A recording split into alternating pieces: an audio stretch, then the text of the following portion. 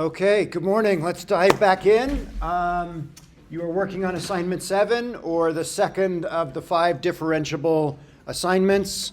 And next Tuesday, we are not here in class, but assignment 7 and D2 will be due. I'll put up A8 and D3, and we'll continue on at our regular cadence. Any questions about the assignments? All good? Okay.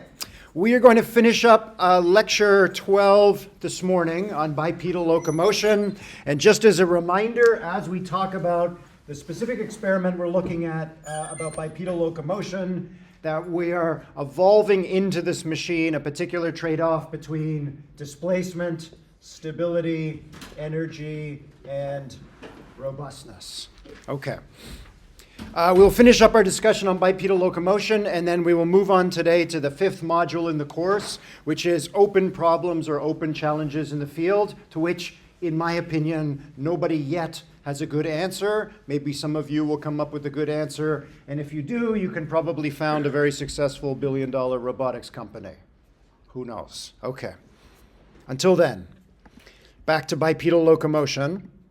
Just as a reminder, we are looking at, we started describing this particular experiment last time, which is going to have 2 phases. We're going to evolve a simulated robot to exhibit passive dynamic walking first. So joints and links, but no motors, no sensors, no batteries, no electronics. We're going to try and evolve a robot that translates potential energy into kinetic energy, allowing it to quote-unquote walk down a declined plane, making it very extremely energy efficient. Second phase, once they have a passive dynamic walker, they're going to continue evolution and make a few changes to the evolutionary algorithm, which we'll see in a moment, that is going to allow them to try and evolve the passive walker into a hybrid walker, which, like us, is going to be applying rotational force or torque to the joints at certain points in the gait cycle, and at other points it'll go back to being passive. 2 stages. Okay. This particular robot, pretty simple. It's got 10 rotational degrees of freedom, 5 in one leg, 5 in the other. To begin with, in stage 1, where we're going to evolve for passive dynamic walking, these are passive joints. They can rotate, but there's no motor attached to the joint that is supplying rotational force at that joint. We introduced 22 parameters last time. Specific values for these 22 variables dictate a passive dynamic walker that is so tall or so tall. It's got a particular mass distribution. One of the legs is rotated a little bit further out front or a little bit further out front, and so on. So remember, we're going to evolve a population of things. In this case, we're evolving not sets of synaptic weights, but body parameters, plus a couple of neural parameters. So this is not quite a passive dynamic walker. In the very first time step of the simulation of any of the walkers you're about to see, in that very first time step, there is a pulse that flows into some motors that grab a hold of the joints and apply a little bit of a torque to give the robot a little bit of a jerk to get it moving forward, and then at the next time step, those motors shut off and let go of the joints. So this is a passive walker with a little bit of an asterisk. There's a little bit of torque going in right at the beginning to get this robot moving. Where's this torque coming from? It's coming from a particular neuron in the robot's neural network. We're going to start to add a brain to this robot as we go. It's a particular type of neuron we haven't seen before, which is known as a central pattern generator. You have many of these in your spine, and if you've ever heard the unfortunate English expression, running around like a chicken with its head cut off, it's true, chickens actually will run around for a while after they've crossed the rainbow bridge because of central pattern generators in their spine. These are small neural circuits in chickens and in you that emit a regular oscillation or a regular pulse of electricity that, given the way your physiology works from your spine down to your legs, tends to produce in us something like this, and in a chicken, more or less the same thing. So a central pattern generator is like Mother Nature's answer to a metronome. It's a particular circuit that it's not a sensor, it's not responding to anything in the outside world, it just emits a regular electric pulse at a given frequency. What frequency do you think the CPGs in your spine are ticking at? Heart rate for pacemakers? Not quite, actually. You're right. There are pacemaker cells, which are arguably a form of a central pattern generator. These are the ones in our spine that help us with walking. Once a second, right? Remember, most of us, most human adults, walk at about 1 hertz. What a surprise. The central pattern generators in your spine are emitting an electrical pulse at about 1 hertz, 1 pulse per second. Okay, back to this experiment. In a CPG, if you put a CPG into a neural network, you usually write a little bit of code that will store a 1 in the central pattern generator, and then a 0, 0, 0, 0, 0, 1, 0, 0, 0, 0, 1. So if you add a CPG, you're adding a metronome to your neural network.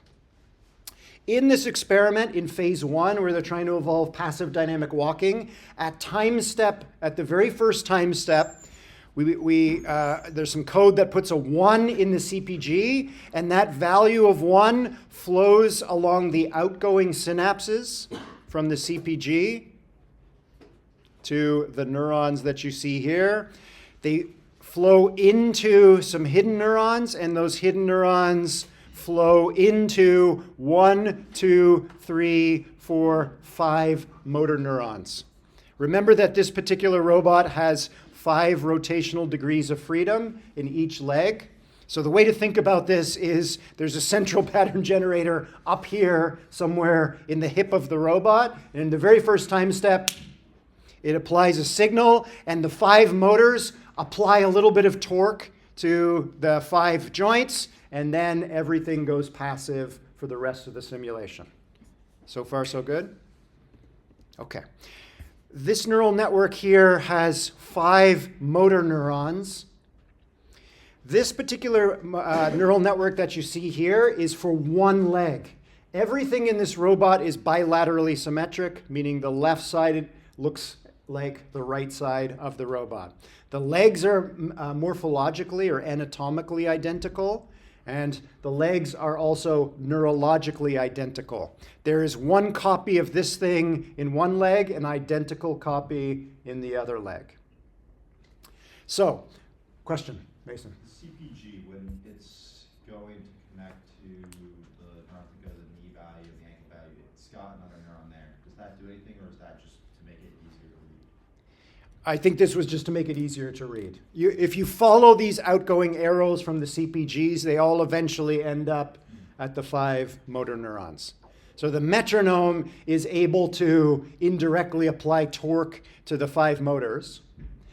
The magnitude and the direction of that torque is dictated by these synaptic weights.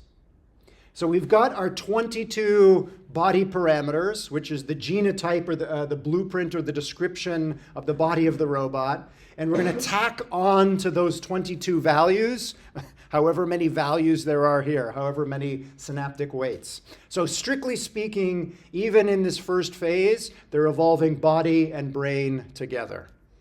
Everybody see that? If the evolutionary algorithms set all these synaptic weights to 0, what does that mean? What would be the effect on the behavior of the robot? We take those 22 parameters, we build the physical body of the robot, it's got its legs sticking out at the top of the decline plane, and we start the simulation. The CPG obtains a value of 1. What happens? If all the synaptic weights connecting the CPG to the motor neurons are 0,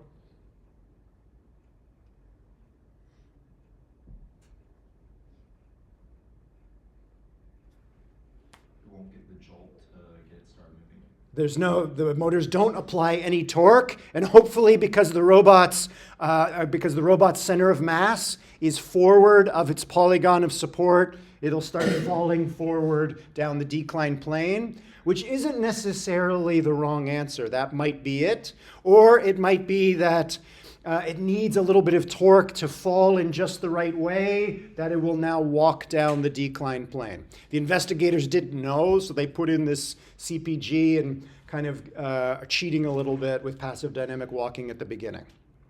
Okay, here are all the sensor neurons here. We'll come back to them because in phase 1, they're not being used at all. You can think of all these synaptic weights as being set to 0. Okay. All right, just a little bit more about the CPG. I mentioned that this neural network is going to live inside of one leg, and an identical copy with an identical copy of synaptic weights is going to sit in the other leg. Later in this experiment, we're going to see the CPG as a metronome that's going to be sending a regular signal into the neural network in the right leg. And then in antiphase, the CPG is going to be sending a value into the left leg. So same thing happens in you. There's a pulse of electricity that travels down one leg from the CPGs in your spine. And then a little bit later, another pulse in the other leg. Pulse, pulse, pulse, pulse, pulse. And from that alternating pattern of this metronome in your spine, you can see how that's giving a strong hint to what your legs should be doing. How your legs actually interpret that signal, how they micromanage it and turn it into actual muscle contractions that appropriately result in bipedal locomotion, that's up to the legs. That's not your spine's responsibility. That's part of your peripheral nervous system, the parts down in your legs. Okay, same thing here. We'll come back to that in a little bit.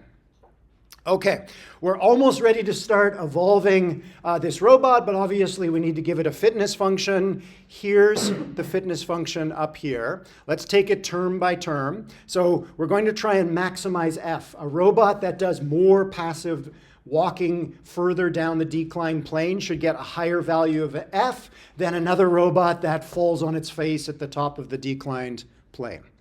Not surprisingly, we're going to start by setting F equal to D, where D is the distance traveled down the declined plane. Why all these other terms? If all we want is passive dynamic walking to walk down the declined plane, why is the fitness function not F equals D? Obviously much simpler. Minimizing all of the basically effort it has to put in with torque and rotation. That's a good description of what these terms are, but why do we need them at all? To be like energy efficient, so it's not just jumping and getting distance. By definition, the way we've set this up so far, it's already going to be energy efficient because torque is only ever applied in the first time step. I don't know how many time steps their simulation ran for. Maybe it was 500, maybe it was 1,000. But there's only energy being supplied by the motors to the 10 joints in the legs in that very first time step. And in the remaining 499 time steps, no torque is being applied to the leg. So it's already very energy efficient. You're right, there is a torque penalty term in here somewhere. But before we get there, why? Why these other terms? Why not just F equals D? We want to maximize it going down the decline plane. That's D.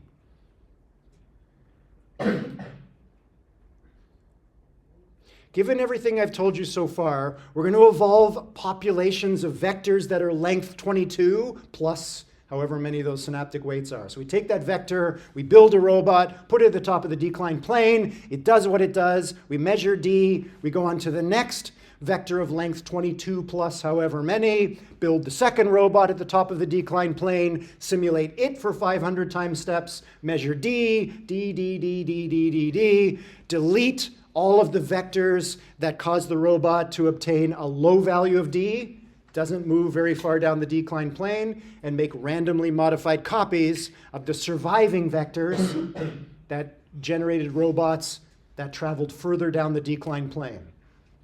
Seems much simpler than computing all these other values. Why not just F equals D? What do you think happens? What would happen in this case if we just evolved F equals D? What kind of behaviors do you think you would get? Is it like to prevent some kind of perverse instantiation where they like down the decline plane? Absolutely, right? You want me to get down the decline plane? I'm only allowed to apply torque in the first time step? No problem. I'm going to evolve a header. I'll just whoosh, throw myself down the decline plane. And you throw yourself down a decline plane, you're going to accelerate very quickly. You're going to get a fantastic value of D. The authors never mention it in this paper, but I'm 100% with you. I bet you they did that first, and they got robots diving headfirst down the decline plane. Perverse instantiation. They went back and probably added some of these terms, which we'll go through these terms in a moment. But basically, each of these 5 terms say, and don't go down the decline plane in this way. They probably added one and still got some perverse instantiation, added another one or multiplied another one, and on and on. So one way of reading this fitness function is, hey machine, I want you to do this, but don't do it in this way, and also please don't do it in this way, and not this way, and not this way, and not this way. I hate to break it to you, but the training of autonomous vehicles and drones and all the rest use loss functions that look more or less like this. Please go efficiently from point A to B, and by the way, also please don't kill anyone along the way. Please don't drive on the sidewalk. Please don't, please don't, please don't. You're adding in constraints of the ways in which you don't want the machine to instantiate the behavior that you actually do want. It feels horribly clunky and inefficient of a way to create autonomous and safe machines, but no one has come up with a better way to do it yet. To be fair to all the robotics companies and AI companies out there as well, we also kind of raise our kids that way. I want you to do this. Oh boy, yeah, but not in that way.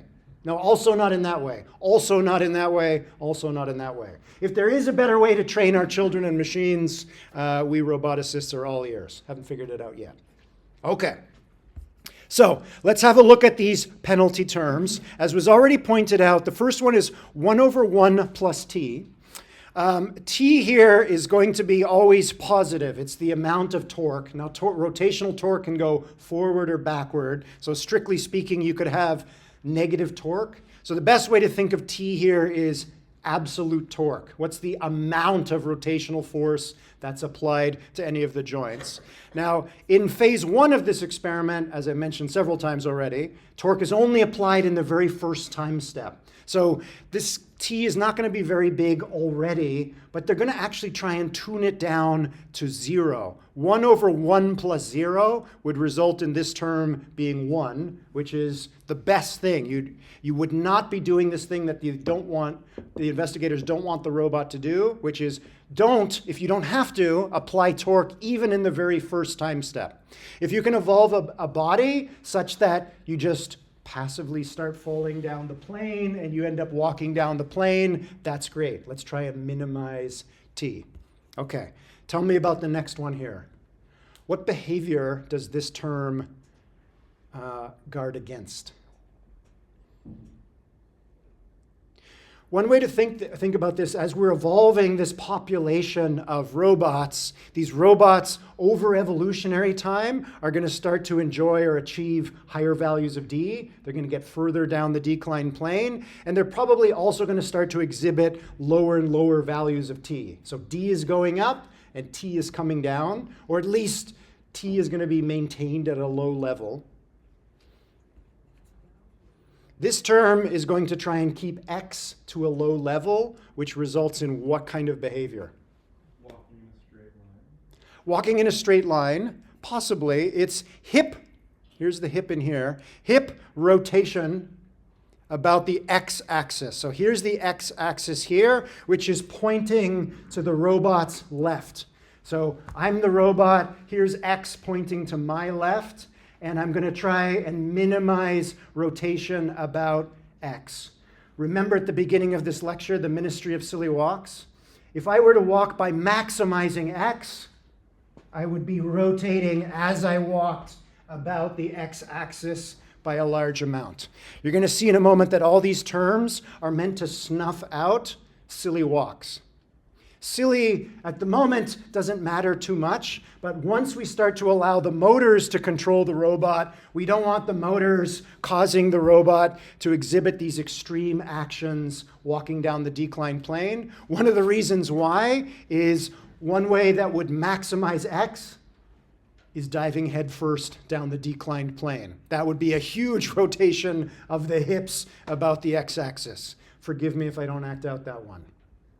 Everybody see that? So we want to try and keep the hip, this robot doesn't have an upper body, as vertical as possible as it's moving. Keep the hips vertically aligned, which again is something that we do more or less. Our legs are pendula, and they rotate about our x-axis here.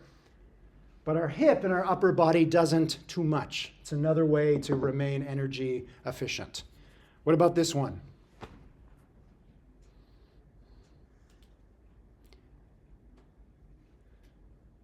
Any drama majors here? Anybody want to act out this particular silly walk? What's a walk that would maximize Z? Jumping. Is this minimizing jumping? Can the robot jump?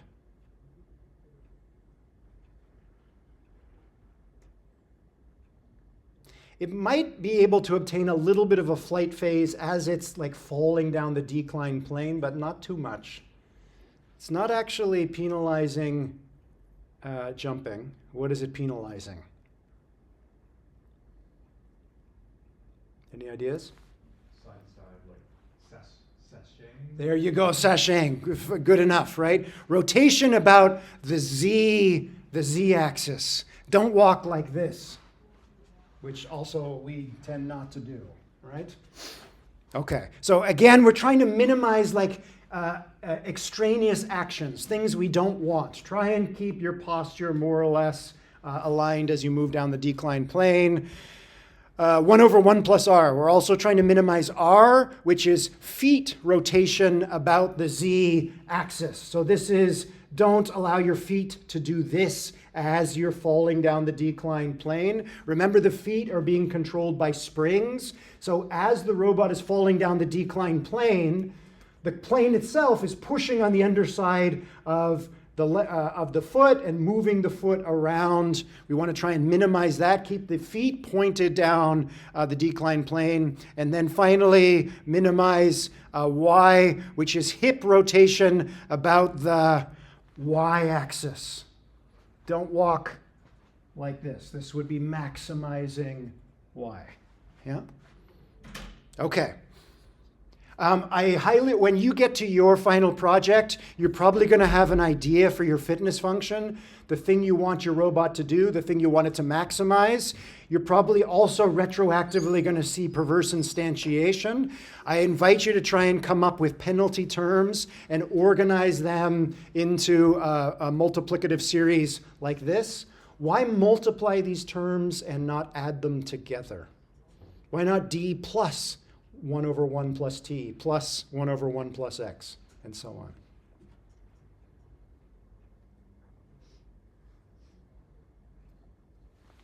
You wanted to limit it to 1? Limit it to 1? Oh, you mean the overall value? Yeah. We could. If we normalize d to 0 to 1, maybe. For the mathematicians who like things clean and they want f to range between 0 and 1, okay. Not strictly necessary. It's kind of an aesthetic thing. There's a more pressing utilitarian reason for multiplying rather than summing terms together. It makes keeping all of them low matter more. If you're adding them, having one high is going to have less of effect if the rest are low. Absolutely. So imagine 1 is doing very well at x.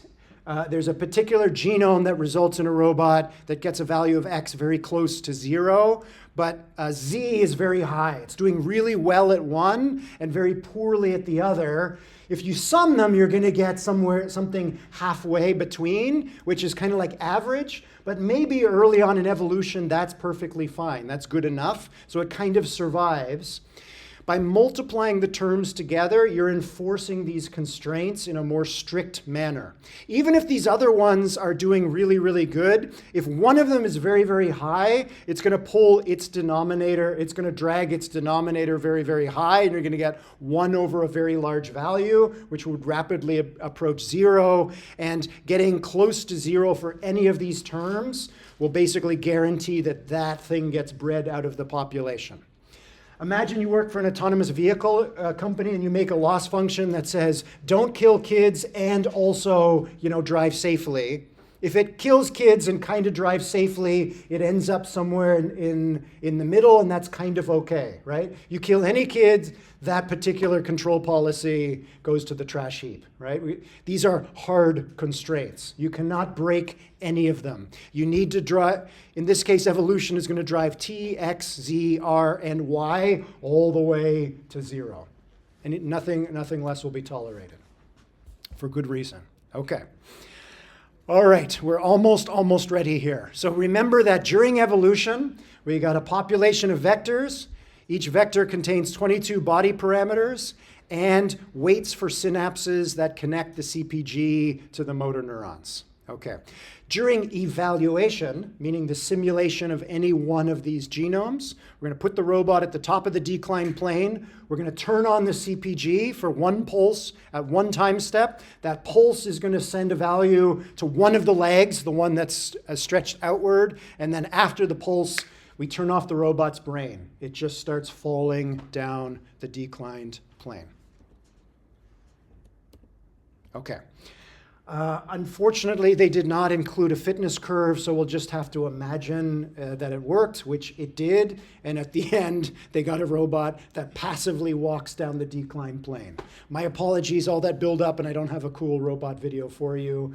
You can try this in PyBull. It's not too difficult. You can set it up and give it a go. They got a robot that walks down the decline plane in the way that we do, in a way that minimizes all of these terms and maximizes D. It gets to the bottom of the decline plane without falling over. Okay.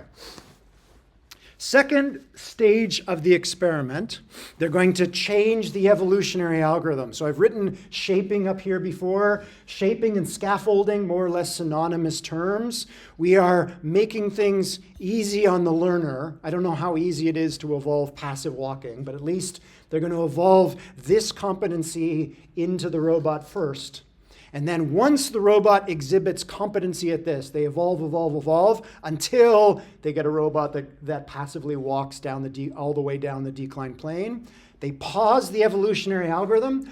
They keep their population of vectors that are in the population. And those vectors have survived because they produce passive dynamic walking. And now they're going to continue, they're going to turn evolution back on in a moment, and they're going to slightly alter evolutionary pressure.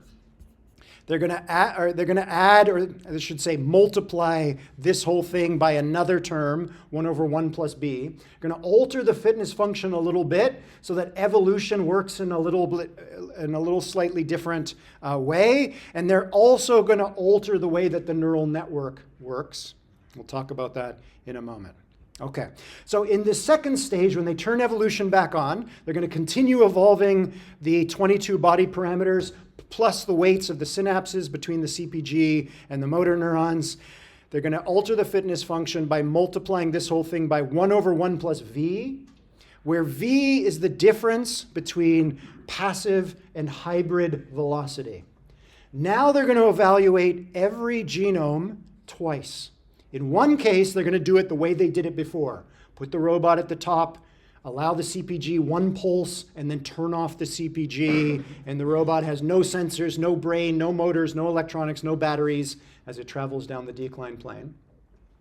At the end, take the robot, drag it back to the top of the decline plane, set it up again, and now allow the CPG to send one pulse to the leg.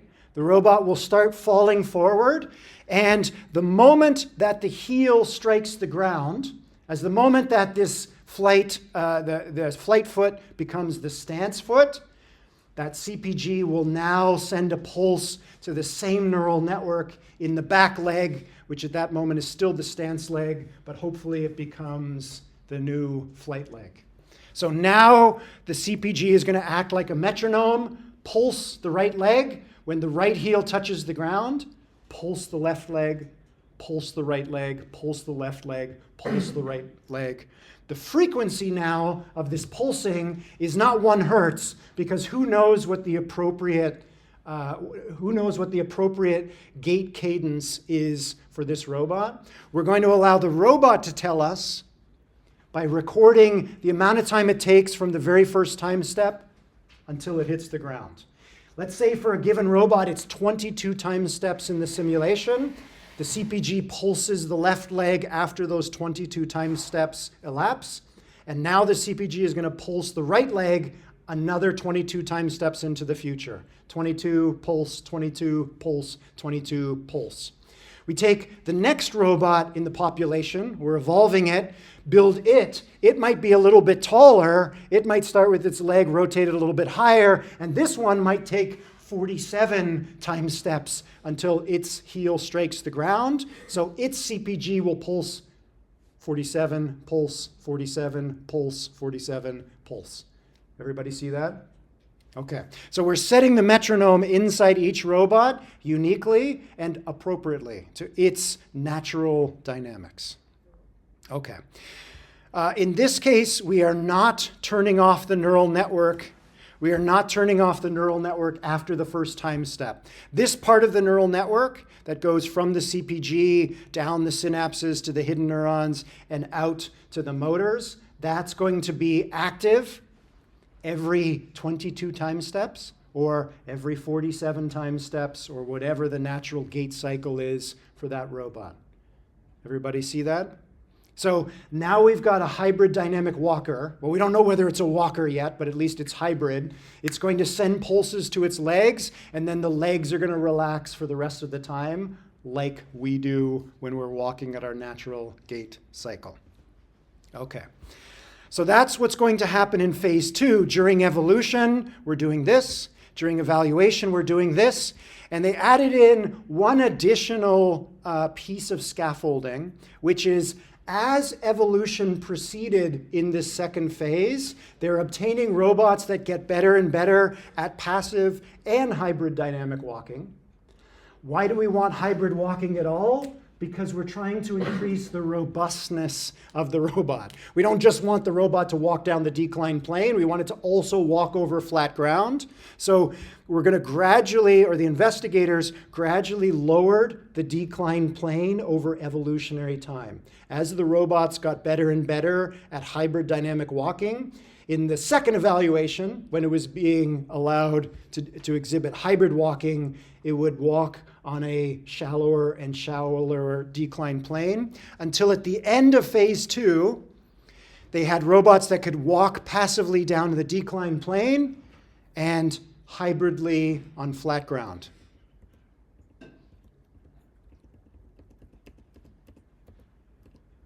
Clear? Questions? So we still have a robot that's still very energy efficient. It's only applying torque every 47 time steps, and it's gotten a little bit more robust.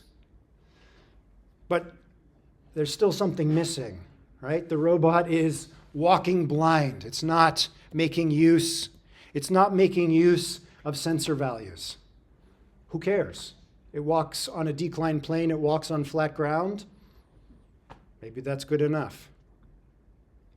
What do we need the sensors for?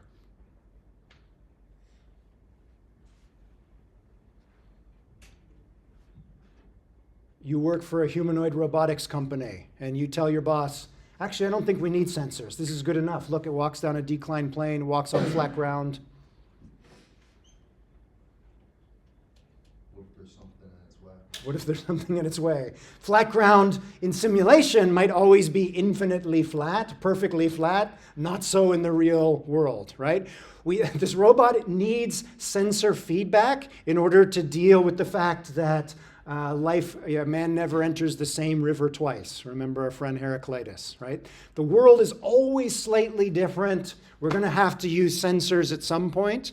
So in this experiment, they went on to a third phase in which they're going to, again, make a slight change to the robot and the evolutionary algorithm, and then continue evolving the robots that they already have. So now, during evolution, they're going to reconnect the sensors to the neural network, and all of the synapses that flow outward from the sensor layer to the hidden neurons, these are now going to be added to every vector in the population, right? Now we're going to allow evolution to start tinkering with these synaptic weights as well. at the beginning of phase 3, when we add all these additional synaptic weights, when we tack them on to the genome, to the vector, we're going to set them, or the investigators set them to values very close to 0. Why? Why didn't they do what we've seen before, which is just set them to random values?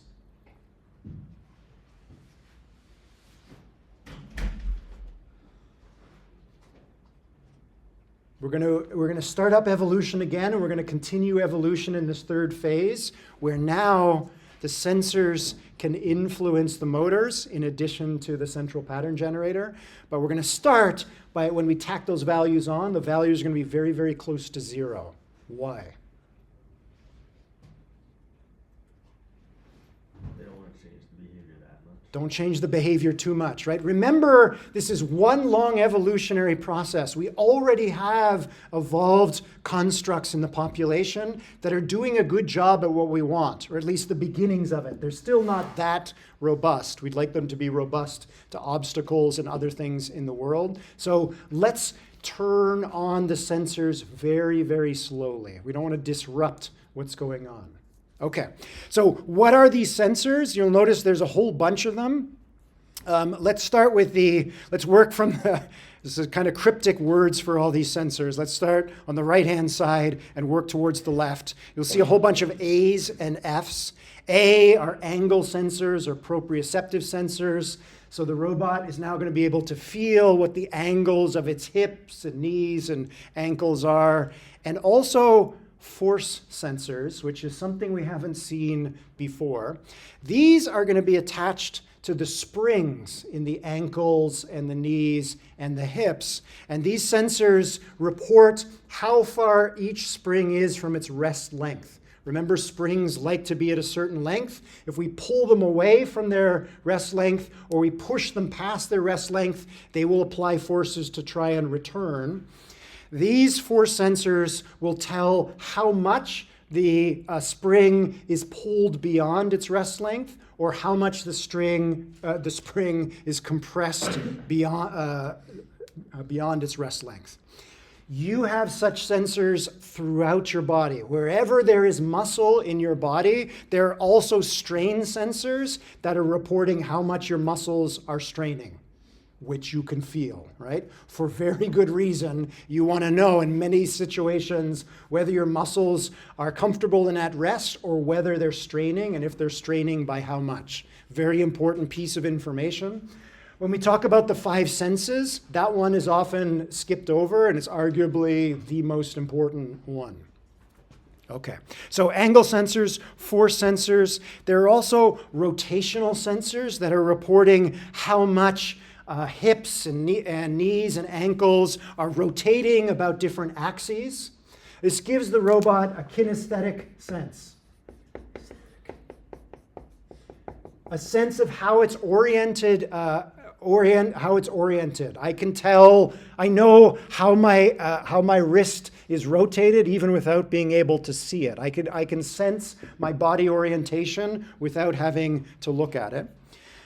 Finally, there are some accelerometers or acceleration sensors in the robot that report how fast or how slowly, how much it's speeding up or slowing down as it rotates, as the hips rotate, the knees rotate, ankles rotate, and so on. So in theory, this robot is capable of moving in response to very detailed information about the state of its body.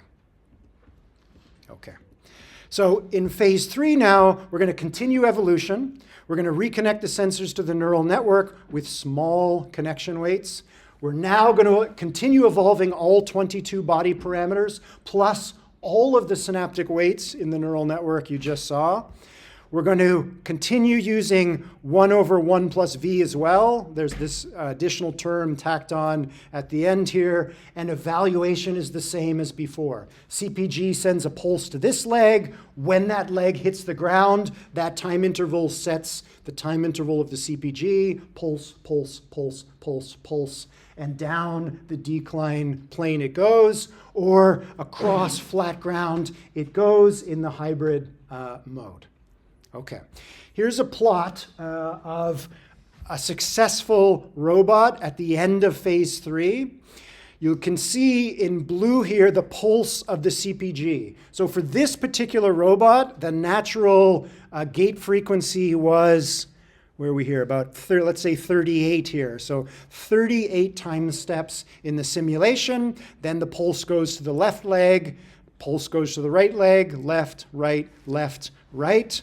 And then the pink and the yellow lines here report the angle of the hip, or one of the angles of the hip. Remember, there's two. There's this one, and there's also this one. They're just picking one at random, showing how it rotates, and the same thing for the knee.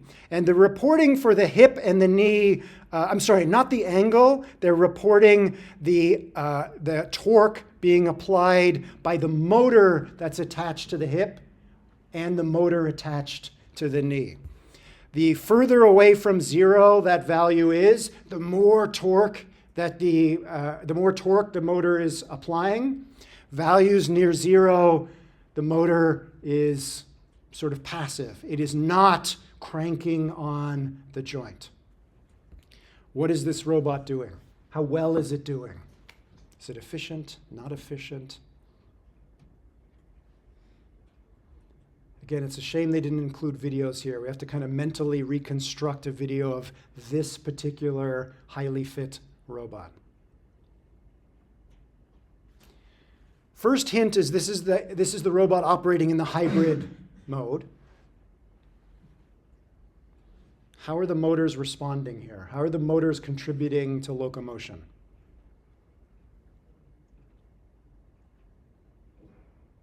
Is it hybrid locomotion anymore? There's not, I guess, non-hybrid locomotion. The motors are always working. Is that the case here? How much are the motors working? When are they working? It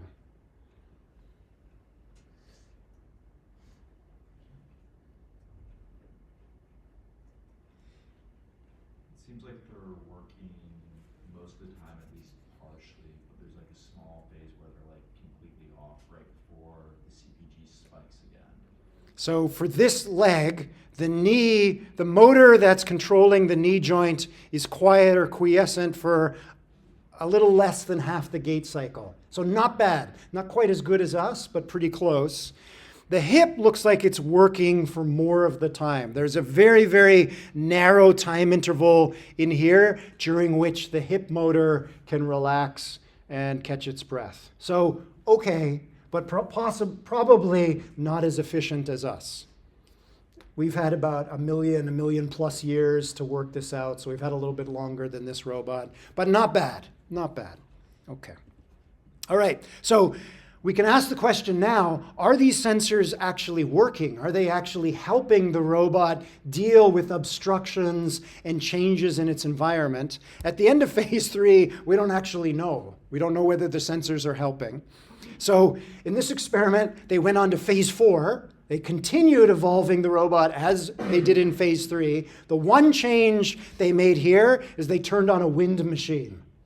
So now, as the robot is evolving, as the robots, plural, are evolving for another 100 generations, during every simulation, they applied small random force vectors to the robot to simulate quote-unquote wind. So not obstructions or obstacles, but the robot is not moving through a vacuum. There are slight external perturbations. And they reported in the paper that the robots at the end of phase 4 had developed or evolved dynamic mechanisms to adapt to noise. So they took the most fit robot at the end of phase 4, they put it back at the top of the decline plane, they put it on flat ground, they set it to hybrid mode, and they turned off the wind machine, so zero intensity of external forces. And that particular robot takes 38 steps before it falls over. So it's not perfectly stable. It'll eventually fall over, but 38 steps, that's pretty good. They then they put the robot back again, they reset it, they turned on the wind machine at a low setting. The robot still took 38 steps before falling over, reset, turn up the wind machine a little bit more. What starts to happen? unsurprisingly. We put you in a wind tunnel and start turning up the dial, same thing's going to happen to you. Starts falling over earlier. However, even at gale force winds, from the perspective of the robot, it's still able to take 5 steps before falling over. It's hard to tell from just this small amount of data, but the robot is definitely using its sensors to figure out where to take its next step in the face of very extreme external forces. Actually, the wind tunnel is not a good metaphor. This is forces coming randomly from all around you, and you have to keep walking. Remember the big dog video where they kick it and it recovers its footfalls? That video was shot 7 years after this experiment. Isn't it also a pretty big disadvantage that it has to keep the same CPG while there's random force? Because I feel like if you're pushed, Okay. you have to take like a couple of small steps or something. Great point, right? So this robot is being battered around like heck at this point. Is the CPG still controlling a regular footfall, a regular gait cycle? Obviously, we can't tell directly from this data. Does it need to?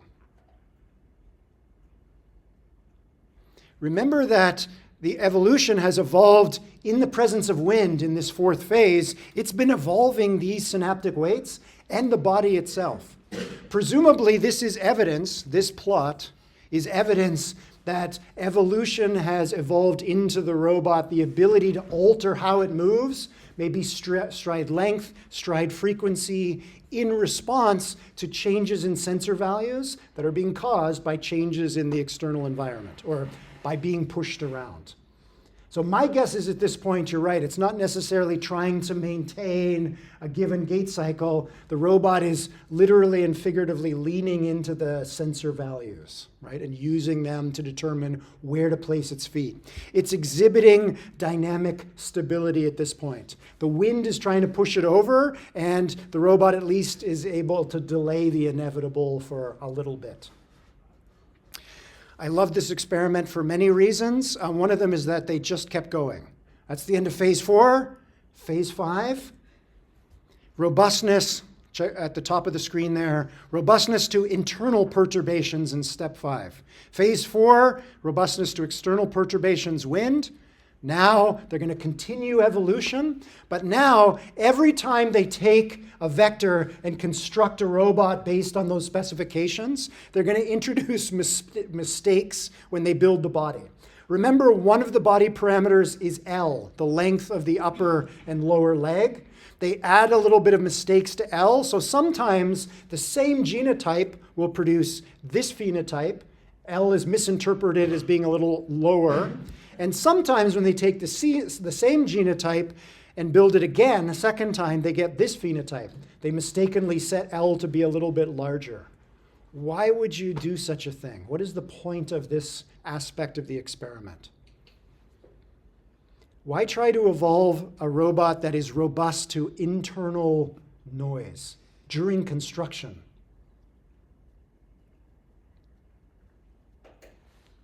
Helps generalize the difference in body types, and like say something goes wrong with something, maybe it'll help it work better in that scenario. Man never enters the same river twice, and man never enters the same autonomous vehicle twice, right? We're very good at manufacturing autonomous vehicles and all the rest, and computers to be mechanically identical. That's pretty good, but they all kind of wear out in different ways, right? The treads start to wear out in different ways, an axle breaks, something happens. We can never guarantee for any given autonomous machine that it's always going to have exactly the physical structure that we evolved for it or designed for it as we go. So the investigators here were playing around with the idea of, we're eventually going to try and instantiate these designs in physical machines, but when we construct those physical machines, they're never going to be the same. And even if they start being very similar, they're going to start to drift apart and become more mechanically diverse due to wear and tear. So they did the same thing again, introduced these mistakes, and at the end of phase 5, they took the most fit robot again and played it back on simulated flat ground many, many times, but now instead of turning up the wind machine, they made a crappier and crappier factory. The factory kept making larger and larger mistakes as the body was being constructed. And you'll see that, not surprisingly, the robot at the end of phase 5 could take 40 steps before falling over, and up to 10% manufacturing error, which is actually huge. The robot is still working. So this particular robot, even if it's 10% shorter or 10% taller than it's supposed to be, is still able to walk correctly. It's even able to take, let's go out here, 10 steps when there is, 35% manufacturing error or 35% wear and tear. I guarantee you that your car, after 35% of damage to physical structure, ain't going to be going anywhere, right? This is a pretty good machine. Sometimes when I talk to reporters, they're like, wait a second, aren't you creating the Terminator? And we say, no, we're not creating the Terminator. In this case, they're definitely creating the Terminator, right? This is a machine that will just keep going in wind, mechanical damage. You break off a part of something, it keeps walking. It's extremely, extremely robust. Okay, just for fun, let's look at how it's robust. How is it able to deal with changes, in this case, not to the external world, but to the internal world. In this case, I'm going to play back the best robot at the end of phase 5, a very robust machine. Here we see, again, this is one simulation, so evolution is done. We're playing back the most fit robot.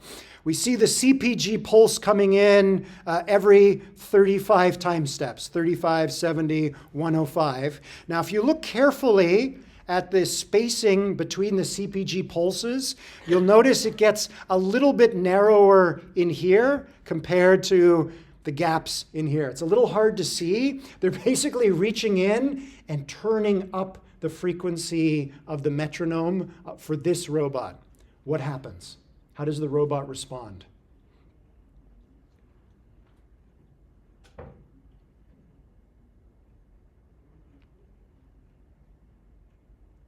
I reach into your spine and I turn up your CPG. What would be a natural response?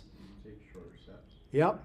So your metronome is going faster than you're used to, but you kind of still want to walk using more or less your same gait.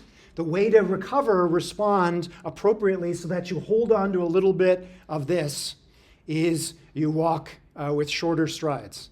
If you didn't, you'd be taking strides of your normal length, but you'd be having to do it faster, which means you'd start to incur a significant energetic cost. So this evolved robot is responding more or less to how a human would under this kind of intervention. You'll notice towards the end here, the horizontal gaps between the CPG spikes here is broader than the normal gaps that it's used to. Now, how does the robot respond? Last silly walk we're going to see for this semester. What happens now? It's taking long strides. Because? Because it's time to the clock and has more time, then it's going to take more time to move its leg out and then bring it back. It's reacting to the slower metronome, and you can kind of play this game at home. The natural response most of us would have would be to take longer gaits, and you're going to still feel a little bit put out. You're going to be using a little bit more energy than you would normally, but not as much as if you tried to keep your normal length and walk more slowly. Okay, so we have a very robust machine that's reliably doing what we want. Walk in an energy efficient way, be robust under varying conditions. And interestingly, when we play back this evolved machine, it's reacting in more or less the way that a human would. That's kind of good news.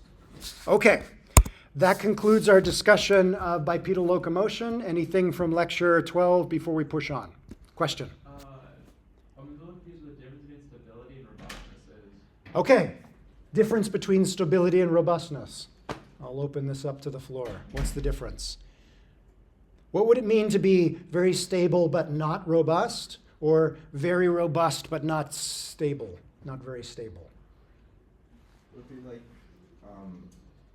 stability is like indeed in this situation, like not falling over and being able to balance, and then like robustness being able to deal with like the change and stuff. To do it under robustness is about lots of different environments. So I might be a passive dynamic walker, and I'm very good at walking down a very, very long decline plane. I can take 1,000 steps and never fall over. I'm extremely stable, but not robust. You put me in any other environment, and I immediately fall over. I don't do the right thing. That's a stable, but not very robust robot. You can imagine another robot that stumbles and falls over, but it does it in a lot of different environments. It's still able to kind of walk around. Sometimes it falls down, maybe gets back up again. It's not very stable, falls over a lot, but does okay in a lot of different environments. That's a very robust, but not a very stable robot. Yeah. So they're related, but not quite the same thing. Yes? So when we're talking about stability, are we kind of eliminating all of the like other, like are we just thinking about on a flat plane? Is that what we're thinking? It depends. It depends. If the robot is not robust, right? If it only works in one environment, we can then say, in that one environment, you're not robust, you only work in this environment. We can now ask, how stable are you, right? There's other unfortunate machines, and there were probably tons of them at the very beginning of this evolutionary process that were not robust. They were only ever on the decline plane, and they're also not stable. They're also always falling down. So we can ask, in a given environment, how stable is a machine? And then we can ask another question, which is, if we expose them to a broader range of environments, how stable are they on average across those different environments? Is it fair to say that robustness is also about the other two, distance and energy efficiency across different environments? They're definitely related, right? They're not completely independent, right? Making something very stable and robust means, first of all, you need sensors, as we just saw in this experiment, and the sensors influence the motors, which have to do some work. So you're going to incur an energetic cost. There is some hypothetical organism or hypothetical machine that is optimal for locomotion. It can travel an infinite distance on an infinite number of environments. It never falls over, and it never uses any internal energy to do it. But obviously, that only exists theoretically. There is no physical organism or a machine that can achieve that optimal. It's always everything, including us. I know this is hard to hear. You're suboptimal. You're not the best walker or locomotor that there is. We need to strike a trade-off between them. Isn't that kind of the problem with using nature here as an example? Because nature's going to reward, like we don't want to get eaten and we want to reproduce, but my robot shouldn't worry about either of those things. True, but it should still worry about this, right? Energy matters. It's still running on a battery, so it does kind of need to eat, right? It needs to eat the electrons coming from the battery, and there's only so much. If you're an autonomous vehicle manufacturer, you want to make sure it does that. So it does. I'm sorry, I thought I meant not get eaten. Like it doesn't have to worry about being prey. Okay, yeah, that one I'm not so sure about. Good point. Yes, perhaps. Now, if you work for the Department of Defense and you're developing drones, then that might not be so true anymore. It depends. It depends on the machine and what you're making it for, the task. But you're right. Obviously, our robots have to worry about fewer things than we have to worry about. We've got a much more complicated multi-objective optimization problem that we're solving. So there's fewer things that a machine needs to worry about, but it's still more than one thing. If there's more than one thing, we need to think carefully about how to train or evolve our machines to strike a balance that's appropriate that we think is appropriate for that machine in its operating environment. The experiment we just talked about today shows you ways in which you can alter the fitness function and do other things to tilt this balance, in this case, towards this one first. Get this one down. This robust machine presumably can run on a much smaller battery than Honda's Asimo that had this huge battery as a backpack on its back. Yeah? One of the things autonomous vehicle companies worry about is how long somebody's willing to drive before they have to charge up the battery or replace the battery. It matters. Okay, other questions about locomotion? All right, we're going to see lots of other locomoting machines as we go. So in the last 15 minutes here, we're going to shift gears and move into Module 5, where we're going to look at least 3 outstanding challenges in the field. The first one has to do with the evolutionary algorithm, how we go about evolving populations of machines. We're going to start with the problem. The problem here that we're going to talk about is known as the competing conventions problem. In most of what we talked about in this course so far, we've been talking about evolving populations of neural networks that we drop into a robot and see how well the robot does. Remember when we first talked about neural networks, and to build up an intuition for how neural networks work, we manually set the synaptic weights for a simple neural network that performed exclusive OR. Is it exclusive OR? I'm forgetting. What did we look at? Exclusive OR. Yes, exclusive OR. The way that we set the synaptic weights for a neural network, it had 2 inputs, 2 hidden neurons, and 1 output. And the way we did it is by setting the weights so that one of the hidden neurons would light up, would act as the AND gate, and the second hidden neuron would act as the OR gate. And then we set the synaptic weights to combine the results of AND and OR to get exclusive OR. Imagine we evolved a population of neural networks, and the fitness function was be more exclusive OR-like. We did it manually, but we could also set up an evolutionary algorithm to do it. Imagine in that population of evolving neural networks, one neural network in that population is starting to get better at exclusive OR because it's getting better at computing OR, but it's still doing a pretty bad job at computing AND. The synaptic weights aren't quite right. It's got like 1/2 of the solution nailed down, but it's missing the other half. Imagine elsewhere in the same population, at the same point in evolutionary time, there's a different neural network that's getting actually pretty good at AND, but pretty bad at OR. So we've got one neural network that's good at A and bad at B, another neural network that's bad at A and good at B. What are you now itching to do as the evolutionary algorithm?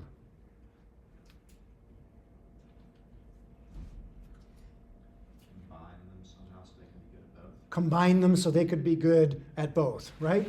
Sex evolved on this planet for a very good reason, which is you have 2 individuals in a population that have come up with pretty good solutions for surviving and thriving in whatever the ecological niche is for that species. And somehow something happened where these 2 individuals got together and there was a mutation that created the beginnings of genetic recombination, and a zillion times it didn't work, but a couple times it started to work. The offspring of those 2 new things called parents produced an offspring that by chance combined the best of both worlds. There's very good reasons for biological evolution and for artificial evolution to have this idea of crossover. So in everything we've talked about so far in terms of the evolutionary algorithms, we've only been talking about mutation. We take a vector, we copy it, and we introduce random changes. Now we're going to introduce crossover for the same reason that biological evolution did. Question? Did we ever try to do crossover between more than 2 parents? Why not? Didn't happen here in nature. Well, I don't know. I guess we could argue that one. We're kind of comfortable with the 2, but of course we could extend this metaphor. You have 3 individuals in the population, and there happen to be 3 subproblems that you should solve in order to do really well in your environment. Sure, why not? Nothing special about 2. Okay. The problem, though, with crossover is most ways of crossing over or cutting the genetic material of 2 parents into two parts and gluing those parts back together is you're usually not going to combine the best of both worlds. I've got a Mac up here at the front. If some of you have a Windows machine, I'm going to randomly cut my laptop in half. I'm going to cut yours in half and bring the two parts together. It's unlikely we're going to end up with an even better laptop than the two we started with. Crossover is a great idea in theory, but actually very difficult to get right in practice. Here, why is it so difficult? This visualization here is from this paper that we're going to talk about today. Very similar to the exclusive OR situation. We have two inputs for each neural network in the population. Here's two of the neural networks. Two inputs, one output. And in this hypothetical situation, imagine that there's three subproblems that need to be solved, A, B, and C. It turns out, let's imagine that this neural network has gotten pretty good at A, but it's pretty crappy at B and C. This one has gotten pretty good at B and C, not doing such a good job at A. We would like to try and cut these two neural networks to bring the good A together with the good B and C. Let's start by thinking about simple crossover, which is going to cut, when we bring together two prospective parents, like we've brought together here, we're going to cut both parents at the same place. Let's pick that place at random. We're going to cut here. We're going to cut between the first of the three hidden neurons and between the two input neurons. We're kind of cutting at random. We're going to cut this one at random as well and bring these two cut pieces together. So we're going to take this A, which is pretty good actually. We've stripped it away from the bad B and C, so we've actually unintentionally done pretty good. But we're now going to glue it onto this piece from parent 2. We're going to take this piece and glue it to this piece. That didn't go so well. We ended up with a child which has the same cognitive architecture. It's got two inputs, three hidden and one outputs. But unbeknownst to us, we've now introduced redundancy. There's two hidden neurons that are computing the same subfunction, A. They've ended up in the same individual, and we actually lost C. It turns out that in nature, this also happens sometimes. So Down syndrome is an example of this, where you get extra copies of a chromosome and you actually don't get necessary components you need from either parent. So not a good thing in nature, not a good thing here either. Remember, we've cut this neural network here, we've cut this neural network here, so we can create a second offspring by bringing together this stuff with this stuff, and we get the same problem. We now get a child CBC, which is made up of C, B, and C. You can keep playing this game. Assuming you cut a straight line, you're always going to end up with something like this. You're always going to end up with offspring that are worse than both parents. Tricky. If you're following so far, you might say, well, why do we need to cut with a straight line? Why don't we cut like this and then cut the same way like this?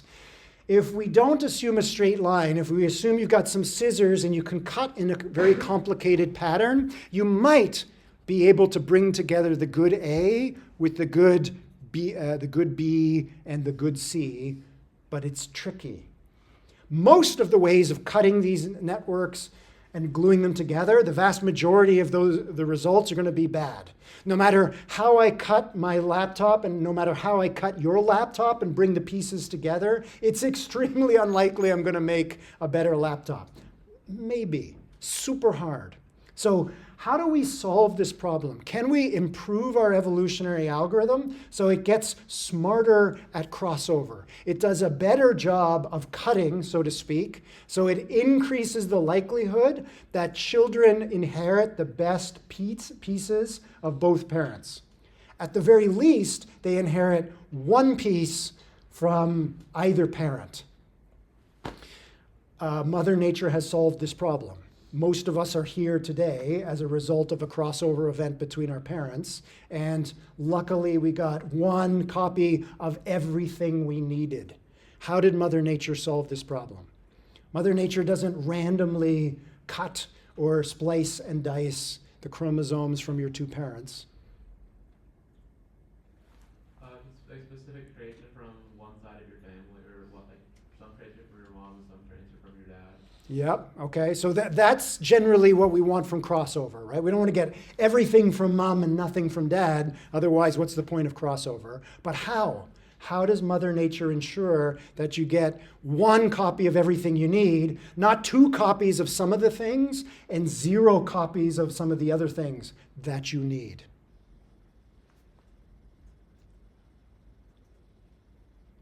There's thousands of hacks that Mother Nature actually evolved in order to get this to work well. Some of them you probably learned in high school biology. Some are more subtle than others.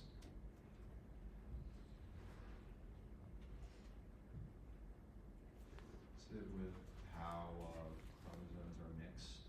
How they're mixed, right? They got to be mixed in the right way to ensure you get one and only one copy of everything you need. What we should have got down here is ABC and ABC. Everyone's trying to remember their high school biology or Bio 101.